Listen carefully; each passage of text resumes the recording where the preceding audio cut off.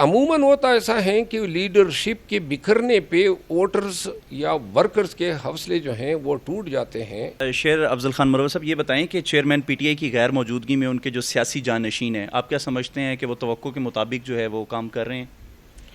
دیکھیے، chairman P T I کا تو کوئی نعم البدل ہو ہی نہیں سکتا ہے۔ چیئرمین پی ٹی آئی جو ہیں وہ فیصلہ بہت ہی صورت کے ساتھ کرتے ہیں، چیزوں کو لٹکاتے نہیں ہیں، پھر چونکہ ان کے پاس اختیار ہیں تو لہٰذا وہ فیصلہ کرنے میں دیر بھی نہیں کرتے ہیں اور انتہائی مکمل فیصلے لیتے ہیں۔ اب جو شاہ محمود قریشی صاحب ہیں، ان کو بھی اسی جبر اور ظلم کا مظاہرہ کرتے ہوئے انہوں نے غیر قانونی طور پر گرفتار کیا ہے۔ چیئرمین پی ٹی آئی کے بعد وہ ہمارے وائس چیئرمین تھے اور کور کمیٹی کی میٹنگز کو پریزائڈ کرتے تھے۔ اب ان کے جانے کے بعد کسی کا تعین ہوا ہی نہیں ہے کہ اب کور کمیٹی کو ہیڈ کون کرے گا۔ عمر ایوب خان صاحب ہیں ہمارے جنرل سیکرٹری، میرا خیال ہے کہ شاید وہ اس موقع پہ اپنا کردار ادا کریں گے، لیکن کوشش ان کی یہ ہے کہ جو پاکستان تحریک انصاف ہیں یہ انتظامی امور میں بھی ڈس فنکشنل ہو جائے، بطور پارٹی جو ہیں اس کا وجود بھی ملیمیٹ کیا جائے، اور یہی وجہ تھی کہ آپ نے دیکھا کہ انہوں نے متعدد لوگوں کو توڑا، کوئی تحریک استحکام میں گیا، کوئی پرویز خٹک صاحب کی جو پارٹی یا گروپ اس نے بنائے ان میں گئے، اور کچھ ابھی تک پھر رہے ہیں کہ اپنا نشیمن کہاں پہ بنائیں گے۔ تو لہٰذا ہاں، البتہ ہمیں جو ایک چیز جس کا ایڈوانٹیج ہمیں حاصل ہے وہ یہ ہے کہ قیادت سے کہیں زیادہ جو ورکرز ہیں وہ ڈٹا ہوا ہے، جو ووٹرز ہیں، جو ہمدرد ہیں، جو خان کے وفادار ہیں یا خان کے ساتھ جو حب رکھتے ہیں، وہ لوگ بڑے ہی استقامت اور عزم کے ساتھ ڈٹے ہوئے ہیں۔ عموماً ہوتا ایسا ہے کہ لیڈرشپ کے بکھرنے پہ ووٹرز یا ورکرز کے حوصلے جو ہیں وہ ٹوٹ جاتے ہیں۔ میں ان ریکارڈ یہ کہنا چاہتا ہوں کہ ہمارا ورکر موجودہ قیادت کے حوصلے بڑھا رہے ہیں، خان کے لیے دعائیں بھی کر رہے ہیں۔ 14 اگست پہ آپ نے دیکھا کہ ورکر کتنی جوک در جوک نکلے۔ تو لہٰذا جو سیاسی جانشین ہیں، چونکہ ابھی ہم شاہ محمود قریشی صاحب کی گرفتاری سے سنبھلنے نہیں پائے ہیں، اور اب آج میرے خیال میں کور کمیٹی کی میٹنگ ہے جس میں آئندہ کے لیے لائحہ عمل ڈسکس ہوگا، موجودہ نامساعد حالات میں پنسے ہونے کی وجہ سے کور کمیٹی کے جو ہمارے ممبران ہیں وہ بڑے ہی اپنے تئیں جو ان کی انڈرسٹینڈنگ ہیں، جو ان کی کیپیبلٹی ہیں، جو ان کی صلاحیت ہیں، ان کے تحت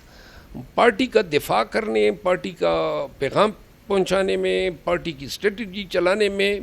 پورے خلوص سے اپنا کردار ادا کر رہے ہیں، اور میرا خیال ہے کہ آنے والے وقتوں میں ہماری پرفارمنس مزید بہتر ہوگی۔ اچھا سر، یہ بتائیے کہ جو اب اپ کمنگ الیکشن آ رہے ہیں اس میں پی ٹی آئی جو ہے وہ کس طرح پرفارم کرے گی، اور خاص کر یہ بتائیے کہ اس دفعہ پی ٹی آئی ٹکٹیں دینے کے حوالے سے جو ہے وہ کتنے حد تک وہ کامیاب ہوگی کہ وہ ٹکٹس شفافیت کی بنیاد پہ دیتی ہے، اور یہ جو خاندانی ایک سلسلہ چل رہا ہے اس کو کس طرح سے وہ ختم کرتی ہے، اور اس کی شفافیت پہ بات کیسے کریں گے آپ؟ چیئرمین پی ٹی آئی جو ہیں ان ادوار سے گزرے ہیں جہاں پہ اس نے بہت سے قریبی جو ان کے عمائدین تھے یا دوست تھے، ان کا اعتماد جو ہے وہ جو ان کا ان پہ تھا وہ پارا پارا ہوتے دیکھا۔ پھر ایسے لوگ بھی جو ہیں پاکستان تحریک انصاف کو خیر آباد کہے گئے ہیں جو صرف اور صرف پاکستان تحریک انصاف سے مستفید ہوئے تھے، کوئی قربانی، کوئی کنٹریبیوشن ان کی نہیں تھی۔ بہت سارے جو ہیں آنکھیں کھلی ہیں بہت سارے لوگوں کی، اور بالخصوص چیئرمین پی ٹی آئی جو ہیں انہوں نے اس دور سے بہت کچھ سیکھا ہے۔ ایک واضح پیغام جو چیئرمین پی ٹی آئی کا کور کمیٹی کے لیے یا اپنے امیڈیٹ جو ان کے قریبی رفقائے کار ہیں ان کے لیے تھا، وہ یہ تھا کہ پہلے جو خاندانی रिप्रेजेंटेशन हुआ करती थी एक ही ख़ानदान से बाप बेटा भतीजे दामाद, एक तो इस चीज़ का तसलसल बिल्कुल ख़त्म होगा। कोशिश यही रहेगी कि किसी भी सूरत में एक ही घर में एक से ज़्यादा कोई टिकट अवार्ड ना हो। अगर कोई लीडर इस जाम में है कि हमने बेटों के लिए भी टिकट लेने हैं, तो उनसे मैं इस्तदा करूँगा कि पाकिस्तान तहरीक इंसाफ जो है इसको मजबूर न करें कि वो जो है आपको ये बताएं कि जनाब आप ही पार्टी के ठेकेदार नहीं हैं, वर्कर्स का भी ओहदेदारान का भी उतना ही हक हैं। तो लिहाजा इस दफ़ा हम यकीनी बनाएंगे और चेयरमैन PTI ने तहैया किया हुआ है कि हम ख़ानदानी सियासत के इस तसलसल को ख़त्म करेंगे, मज़बूत लोगों को आगे लाएंगे जो बुरे वक्त में पार्टी के साथ ठहर सकें। और खान ने ये भी इंदिया दिया है कि बहुत सारी सीटों पे वो वकला को जो हैं बतौर PTI उम्मीदवार टिकट देंगे, क्योंकि वकला जो हैं वो ऐसे हालात में बहुत अच्छा किरदार अदा कर सकते हैं। मैं यहीं पे आपसे ये सवाल पूछना चाहूँगा कि आपको टिकट मिलने के क्या चांसेस हैं, और अगर आपको टिकट मिलती है तो आप अपने हलके में किस तरह से परफॉर्म करेंगे और PTI को किस तरह से जो है प्रोसीड करेंगे? मुझे कोई शौक़ नहीं है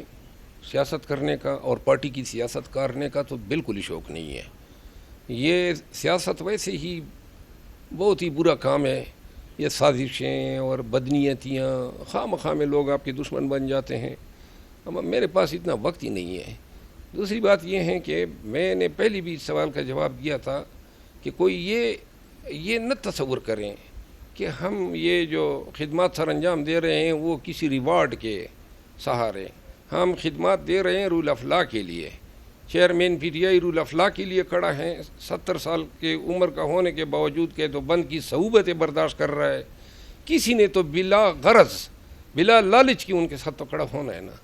तो क्यों हम ये सोचें कि जी ये हमें टिकट देंगे या कोई हमें पार्लियामेंटेरियन बनाएंगे, और पार्लियामेंटेरियन बन के हम अपनी इस अच्छी सी वकालत को क्यों कर छोड़े? हमें क्या फ़ायदा है वहाँ पे पार्लियामेंटेरियन को तो अशर अशीर भी नहीं मिलता है जो वकालत में वकला कमाते हैं। तो लिहाजा मैं दो ठोक अल्फाज में मेरा ये मौक़िफ़ है कि ना हम कोई रिवार्ड मांगते हैं, न मांगेंगे, ना हमारी कोई ऐसी ख्वाहिश है। और अगर चेयरमैन PTI जो हैं वो इसरार करते हैं या वो